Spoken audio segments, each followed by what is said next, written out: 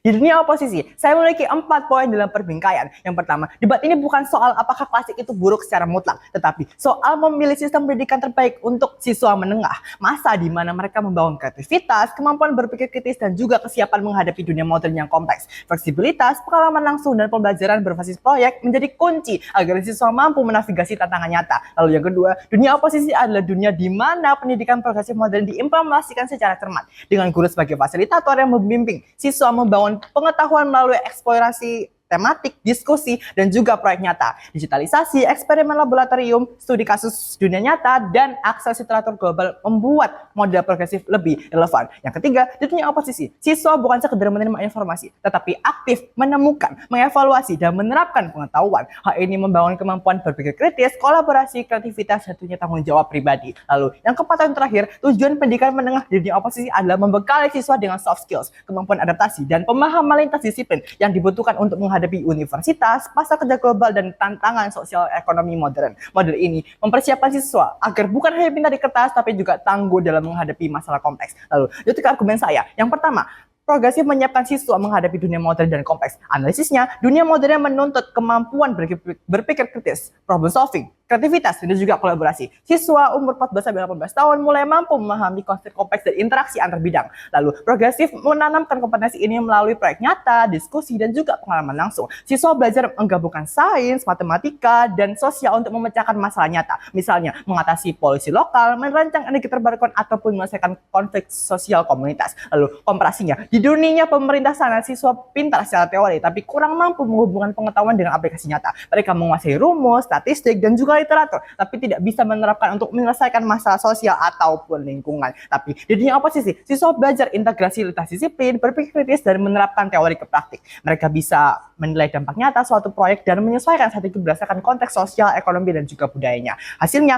yang pertama, dapat membentuk generasi adaptif, kreatif, dan siap menghadapi tantangan global. Lalu yang kedua, mencegah generasi pintar di kertas tapi lemah di praktik. Lalu argumen saya yang kedua, progresif meningkatkan motivasi intrinsik dan pembelajaran berkelanjutan. Analisisnya, remaja usia 14-18 tahun sangat dipengaruhi rasa kepemilikan terhadap pembelajaran. Progresif memberikan kontrol sebagian pada siswa seperti memilih topik, memimpin proyek, dan memutuskan langkah investigasi. Lalu, motivasi intrinsik mendorong rasa tanggung jawab, keinginan belajar seumur hidup, dan kemampuan belajar mandiri. Pengalaman ini membangun resilience mental karena siswa belajar dari kegagalan dan juga refleksi. Lalu, untuk komparasinya, di dunia pemerintah sana, motivasi tergantung pada tekanan eksternal seperti nilai, ujian, ataupun ancaman akan kegagalan. Dan banyak siswa belajar untuk lulus tanpa memahami atau menginternalisasi pengetahuan. Tapi di dunia oposisi, proyek relevan dengan minat dan juga konteks nyata membuat siswa terlibat secara emosional. Mereka melihat hubungan antara pembelajaran dan juga dunia nyata sehingga termotivasi secara intrinsik. Lalu hasilnya, yang pertama dapat melahirkan pembelajaran seumur hidup dan rasa ingin tahu yang tinggi. Dan yang kedua, membentuk siswa yang belajar secara mandiri, siap menghadapi tantangan kompleks, dan lebih adaptif terhadap perubahan karir di masa depan. Lalu, argumen saya yang ketiga, progresif membangun keterampilan sosial emosional krusial. Analisisnya, yang pertama, soft skill seperti komunikasi, kolaborasi, kepemimpinan, dan juga empati adalah kompetensi utama pada abad ke-21.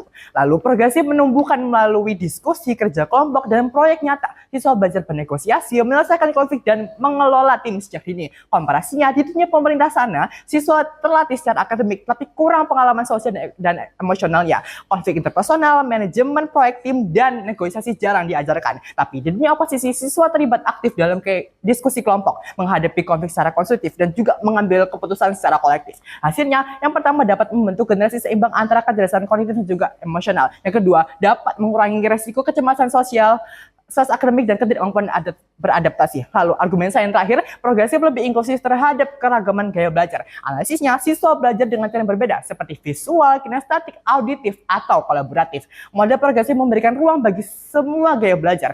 Lalu, siswa belajar sesuai potensinya, menemukan kekuatan masing-masing, dan mengembangkan kreativitas mereka yang sangat unik-unik.